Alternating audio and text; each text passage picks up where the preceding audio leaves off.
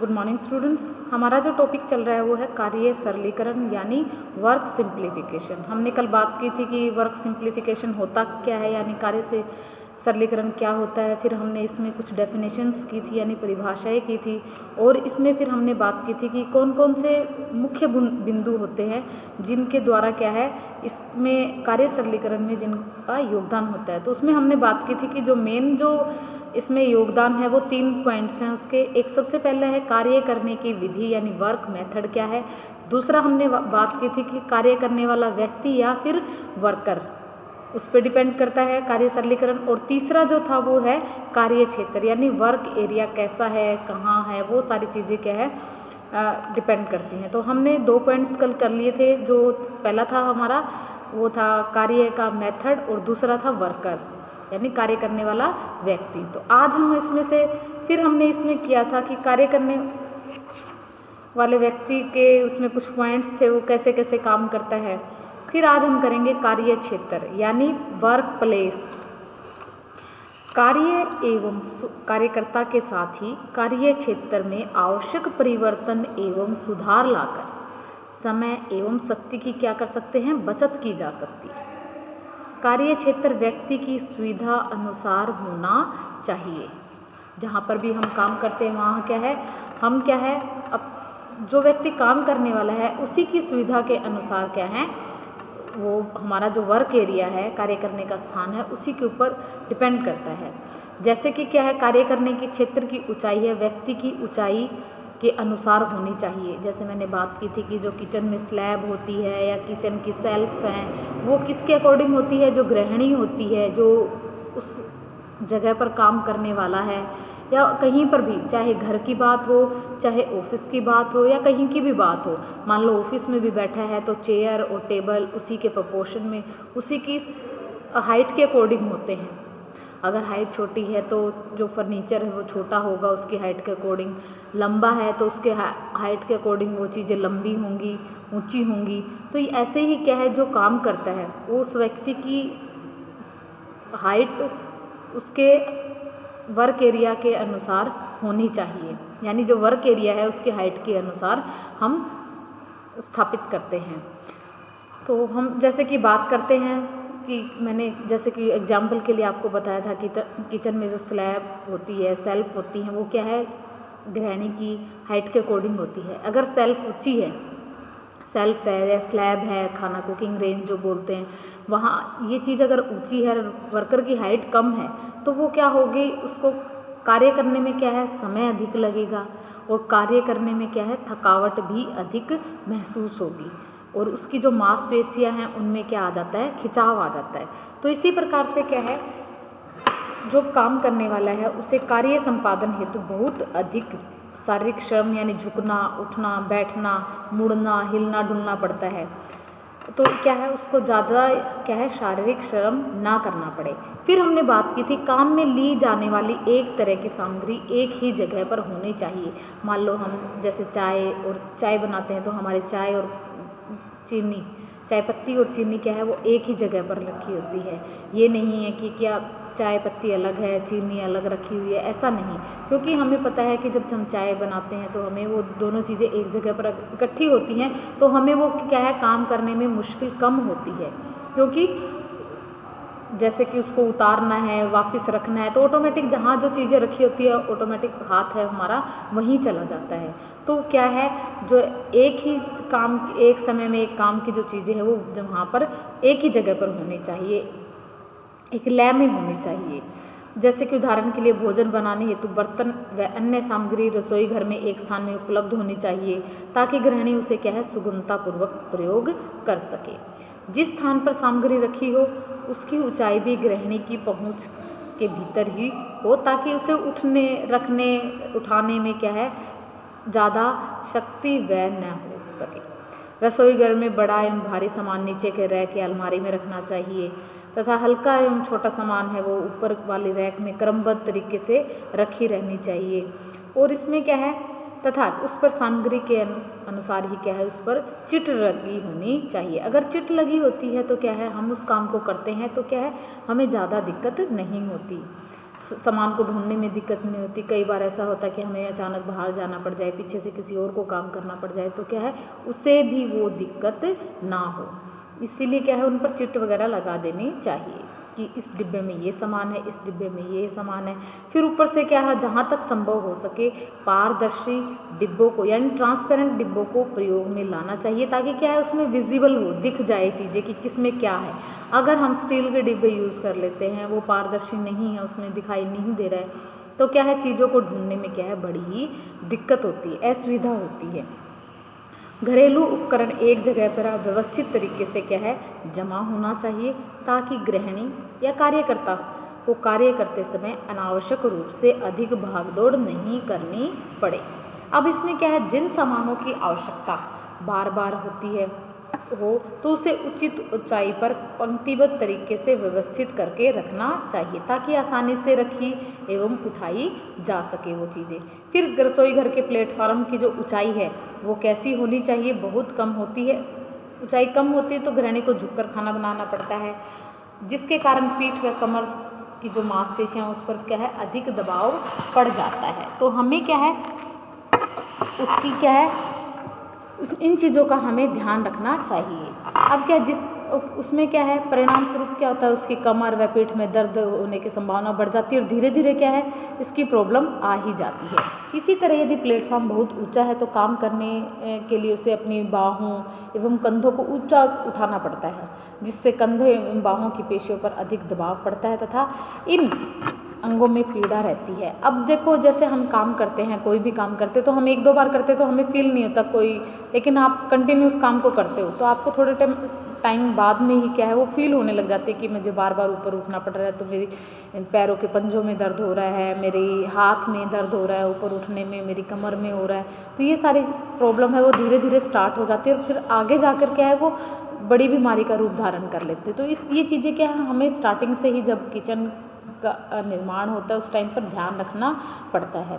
अतः रसोई घर में क्या है प्लेटफॉर्म अधिक निश्चित ऊंचाई पर होने चाहिए, ताकि क्या है कम से कम समय एवं शक्ति व्यय हो। अब इसमें हम क्या काम करते हैं कि जैसे कि हम जैसे खड़े हैं तो इतना एरिया होना चाहिए कि हमारी स्लैब हमारे हाथ में आ जाए, सेल्फ इजीली हमें उसमें से वो हाथ रहे और हमें ऊपर बार बार उठना ना पड़े। तो ये चीज़ें हमें ध्यान में रखनी पड़ती हैं हम। तो ये इसमें अब आगे क्या है कार्य सरलीकरण हेतु रुचि जागृत करना। अब क्या है काम को करने के लिए क्या है काम को सिंपल तरीके से करने के लिए उसमें क्या है किस प्रकार से हम रुचि जागृत कर सकते हैं। अगर हमारा इंटरेस्ट है काम करने में तो हमें वो काम क्या लगेगा इजी लगेगा और हम उसको फटाफट कर भी लेते हैं, तो उस प्रकार से वो क्या है काम इजी हो जाता है। गृहिणी को घर में अनेक कार्य करने पड़ते हैं, इनमें से कुछ कार्य ऐसे होते हैं जिन्हें वे परंपरागत तरीके से क्या है ही करना पसंद करते हैं, जैसे पुराने तरीके हैं उन्हीं से वो क्या करना पसंद करती हैं। भले ही उस कार्य को संपन्न करने में कितनी ही अधिक क्या है समय लगे और चाहे कितनी ही अधिक क्या है शक्ति व्यय हो जाए, लेकिन वो उसी ट्रेडिशनल जो परंपरागत तरीके से चला आ रहा है उसी तरीके को करते हैं। जैसे क्या है उदाहरण के लिए जैसे आप देखते हो कि भी चटनी है तो मिक्सी भी है, लेकिन हम देखते हैं कि जो सिलबट्टे पे जो चटनी बनाते हैं मसाला पीसते हैं कोई भी, तो उसके टेस्ट में और उसमें क्या होता है डिफरेंस होता है मिक्सी वाले टेस्ट में। तो हम क्या करते हैं लोग क्या करते हैं उसको क्या है जो परंपरागत तरीका है जो सिलबट्टे पे है उसी के अनुसार वो क्या करते हैं उसी पर वो अपना काम निपटाते हैं। चाहे उसमें उनको भी उसमें आप देखते हो कि मिक्सी के कंपैरिजन में अगर आप मिक्सर ग्राइंडर में आप काम करते हो और उसके कंपैरिजन में आप सिलबट्टे पे काम करते हो तो क्या है समय और शक्ति दोनों की मांग उसमें ज़्यादा होती है, और अगर मिक्सर ग्राइंडर में करते हो तो उसमें समय और शक्ति दोनों की मांग क्या हो जाती कम हो जाती है, यानी उसमें क्या है दोनों ही चीज़ें कम व्यय होती हैं। और क्या है जैसे उदाहरण के लिए घर गंदा नहीं रहने पर भी दोनों समय झाड़ू निकालना, नौकरानी द्वारा धुले वस्त्रों एवं बर्तनों को फिर से स्वच्छ पानी में खंगालना, तो ये क्या हो जाता है कई कई बार क्या है जो हमारे परंपरागत तरीके हैं उनके कारण भी क्या है हमारी समय और शक्ति ज़्यादा व्यय हो जाती है और हमें क्या है हम थक भी जाते हैं, लेकिन फिर भी उन कामों को करते हैं हम। पुरातन गृहिणियों में क्या है जो उनमें क्या है कि कार्य सरलीकरण के बारे में रुचि जागृत करना वास्तव में कठिन एक दुसाध्य कार्य है। घरेलू क्रियाओं को करने के उपरांत जब वे बुरी तरह से थक कर चूर नहीं हो जाती, तब तक वो कार्य करती रहती। उनके मन मस्तिष्क में कार्य सरलीकरण के संबंध में विचार तक नहीं आता। वो चाहे कितना ही थक के चूर हो जाए, लेकिन क्या है, वो सिंपल तरीके से उस काम को करना ही पसंद नहीं करते। उनके लिए आदत बदलना क्या है, एक कार्य सरलीकरण को अपनाना आसान काम नहीं माना जाता है। हाँ, आजकल जो नई पीढ़ी है कि जो गृहिणियाँ हैं या युवतियाँ हैं, वो काम को सरल तरीके से करना पसंद करती हैं और उसमें क्या है, सरल तरीके से करती है। काम करने का जो सही तरीका विधि बताने में भी वे आसानी से क्या है, अपना लेती है। जब उनको कई काम सिंपल तरीके से बताया जाता है तो वो इजीली उनको क्या कर लेती है, अपना लेती है तथा एक सुघड़ गृहिणी के रूप में प्रौढ़ावस्था तक क्या है, उसका पालन करती हुई रहती हैं। साथ ही आने वाली पीढ़ी के लिए भी वो क्या है, एक अच्छी जैसे क्या है, प्रशिक्षिका एवं मार्गदर्शिका सिद्ध होती है। यानी एक सिखाने वाले के रूप में और क्या है, किसी को गाइडलाइन करने के रूप में वो क्या है, एक अच्छी गृहिणी साबित होती है। गृहिणी में कार्य सरलीकरण के प्रति रुचि जागृत करने की काफ़ी सारी विधियां हैं, जिनमें से हम कुछ विधियों की बात करते हैं। जैसे कि क्या है, फिल्म के द्वारा क्या है, काम को सिंपल तरीके से करना। जैसे फिल्म का मानव मस्तिष्क पर बहुत ही गहरा प्रभाव पड़ता है। रुचि जागृत करने का फिल्म एक अत्यंत ही प्रभावी एवं सशक्त माध्यम है। फिल्म देखकर शिक्षित, अशिक्षित, अनपढ़ एवं कम बुद्धि वाली जो महिलाएं भी क्या है, काम को सिंपल तरीके से और क्या है, आसान विधियों को अपनाकर सीख सकती हैं। फिल्म देखने पर कार्य सरलीकरण से होने वाले लाभ को आसानी से क्या है, समझा जा सकता है। जैसे आजकल आप देखते हो यूट्यूब पे हम काफ़ी सारे चैनल्स बने हुए हैं, उनमें हम क्या है, जो भी चीज़ें देखने चाहते हैं वो सारी चीज़ें हमें अवेलेबल हो जाती हैं। तो हम क्या, उनको देख कर क्या है, काम को सिंपल तरीके से भी करना चाहते हैं और फटाफट क्या है, हो जाए, ऐसे तरीके हम ढूंढते रहते हैं। एक तो था इसमें फिल्म के द्वारा। दूसरा है पत्र पत्रिकाओं में कार्य सरलीकरण के संबंध में लेख लिखकर। पत्र पत्रिकाओं में क्या है, लेख लिखकर गृहिणियों को कार्य सरलीकरण के बारे में अवगत कराया जा सकता है। जैसे जिनको नॉलेज है काम को किस प्रकार से सिंपल तरीके से करते हैं, तो वो क्या कर सकते हैं कि पत्र, जो न्यूज़पेपर हैं और क्या है, जो मैगजीन्स वगैरह हैं, उनमें क्या है, अपने लेख लिखकर क्या है, लोग और जो गृहिणियाँ हैं उनको क्या कर सकती हैं, इसके बारे में अवगत करा सकती हैं। परंतु इसका लाभ वही गृहिणियाँ उठा सकती हैं जो शिक्षित होती हैं तथा जिन्हें पत्र पत्रिकाएं पढ़ने के उपरांत उन्हें दैनिक जीवन में अपनाने में रुचि होती है। लेकिन जो अनपढ़ जो औरतें हैं, गृहिणियाँ हैं, उनको ये जो इन्फॉर्मेशन है उन तक नहीं पहुंच पाती है। फिर नेक्स्ट है, इसमें नई विधियों का प्रदर्शन करके परंपरागत तरीके से काम करने के क्या अवगुण हैं व दोष हैं तथा नई विधियों से काम करने के क्या फ़ायदे हैं, इनका प्रदर्शन यदि महिलाओं के बीच किया जाए तथा उन्हें भी करके देखने की छूट दी जाए तो वे नई विधियों को आसानी से क्या कर लेती हैं, अपना लेती हैं। क्योंकि लर्निंग बाय डूइंग, करके सीखने का बहुत ही गहरा प्रभाव व्यक्ति के मस्तिष्क पर पड़ता है। जब तक हम काम को करके नहीं देखते हैं तब तक हमें काम नहीं आता है। इसलिए हम क्या करते हैं, नई विधियों का क्या है, प्रदर्शन करके, यानी दूसरों को क्या है, डेमोन्स्ट्रेशन देकर क्या है, हम उसको काम को दूसरों को सिखा सकते हैं और किस प्रकार से उसको सिंपल तरीके से करना है, ये उसको अवगत करवा सकते हैं। फिर जो नेक्स्ट है, इसमें काम के प्रति लोगों के कार्य सरलीकरण के प्रति लोगों को जागरूक करने के लिए क्या है, परंपरागत विधियों के दोषों को उजागर करके हम लोगों को बता सकते हैं कि भाई जो आप पुराने जो विधियां यूज कर रहे हो काम करने के लिए, वो किस प्रकार से क्या है, नुकसानदायक है आपके स्वास्थ्य के लिए, आपके शरीर को। तो ये चीज़ें क्या है, उसके अवगुण और दोषों को क्या है, पत्र पत्रिकाओं में लेख प्रकाशित किए जा सकते हैं। लोगों को समय समय पर समूह चर्चा यानी ग्रुप डिस्कशन में, ग्रुप मीटिंग वगैरह आयोजित करके इसके दोषों को युवतियों और प्रौढ़ों के बीच क्या कर सकते हैं, उनको बता सकते हैं। नई पद्धति से होने वाले लाभ से गृहिणियों को अवगत कराने से वे सहजता से इसे अपनाने के लिए क्या है, तैयार हो जाती हैं। एक बार यदि वे बिना थके उस कार्य को निपटाने में सक्षम हो जाती हैं तो वो इसे बार बार करना पसंद करते हैं और दैनिक जीवन में इसे क्या कर लेती हैं, अपना लेती हैं और कार्य सरलीकरण उनकी आदत में क्या हो जाता है, सम्मिलित हो जाता है, यानी समाहित हो जाता है। वो उसी तरीके से फिर क्या करती है, काम को करना पसंद करती है। फिर हम इसमें अगला पॉइंट है वो है प्रेरणा द्वारा। महिलाओं को क्या कर सकते हैं हम, बार बार प्रेरणा देकर कार्य का सरलीकरण को अपनाने हेतु क्या कर सकते हैं, उनको प्रोत्साहित कर सकते हैं। वे गृहिणियाँ जो नई विधियों की आलोचना करती है उन्हें भी करके सीखने का अवसर दिया जाना चाहिए। कुछ ही दिनों में वे भी कार्य सरलीकरण के महत्व को समझने लगती हैं तथा आलोचना करना क्या कर देती हैं, बंद कर देती हैं।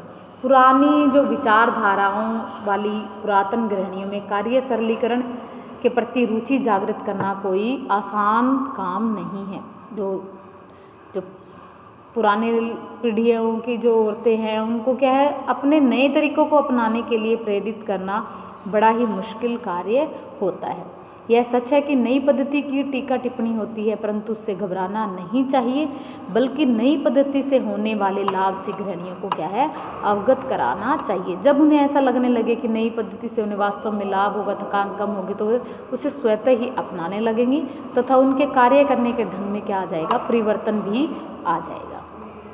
अब हम इसमें करते हैं कि कार्य सरलीकरण से हमें क्या क्या लाभ होते हैं, जो हम काम करते हैं उससे हमें क्या क्या लाभ प्राप्त होते हैं। तो सबसे पहले हमें क्या है, काम को अगर सिंपल तरीके से करते हैं तो हमें बहुत से लाभ होते हैं। सबसे पहला है कि कार्य सरलीकरण से क्या है, कुंठाजन्य एवं नीरस थकान उत्पन्न नहीं होती, यानी थकाने वाली जो थकान है वो हमें उत्पन्न नहीं होती, क्योंकि काम को सरल एवं आसान तरीके से नवीन विधियों को अपनाकर किया जाता है, जिससे क्या है, अनावश्यक भागदौड़ खत्म हो जाती है और उसका काम करने में क्या आता है, इंटरेस्ट पैदा हो जाता है, रुचि जागृत हो जाती है।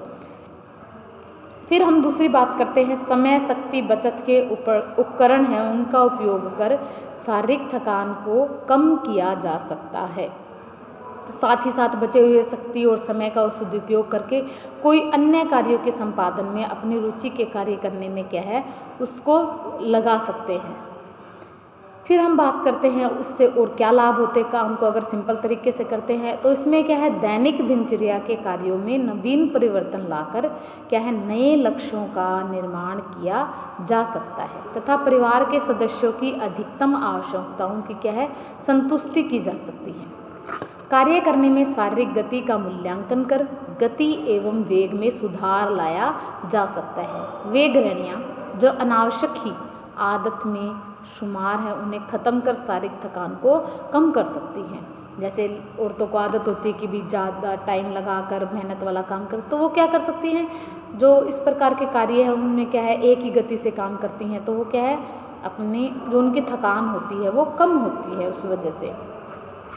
अब हम बात करते हैं अगला क्या लाभ होता है कार्य को सिंपली तरीके से करने से।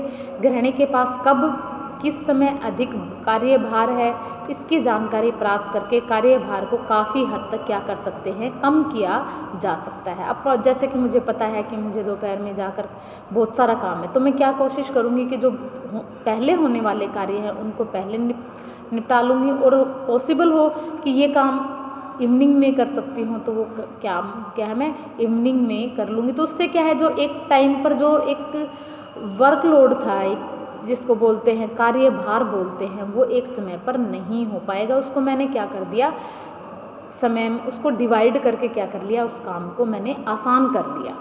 तो उससे क्या है, सोच कर भी क्या है, घबराहट नहीं होती कि भाई उस टाइम पे मुझे ये काम भी है, ये काम भी है। उससे क्या है, मेंटली भी हम क्या बहुत ज़्यादा स्ट्रेस में आ जाते हैं और थकावट महसूस होने लग जाती है।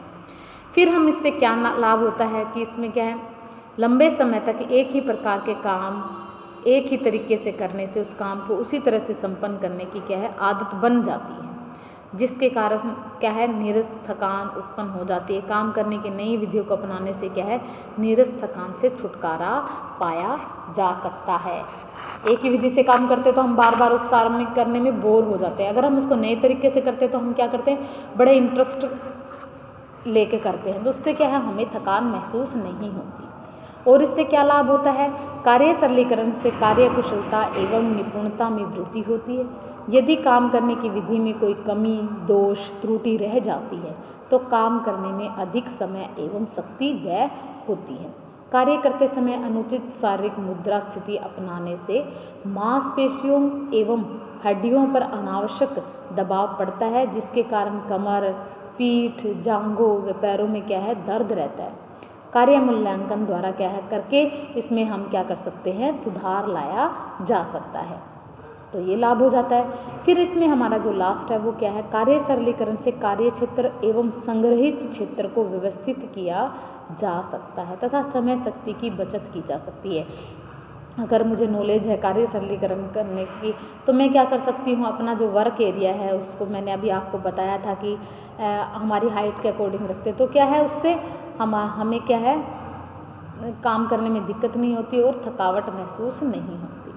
तो ये थी हमारे इसकी काम करने से, कार्य को सिंपल तरीके से करने से कौन कौन से लाभ होते हैं। तो आज के लिए इतना ही। कल हम क्लास में करेंगे कार्य सरलीकरण की टेक्निक कौन कौन सी है, कौन कौन सी विधियों को हम यूज करके क्या है काम को सिंपल तरीके से कर सकते हैं। आज के लिए इतना ही।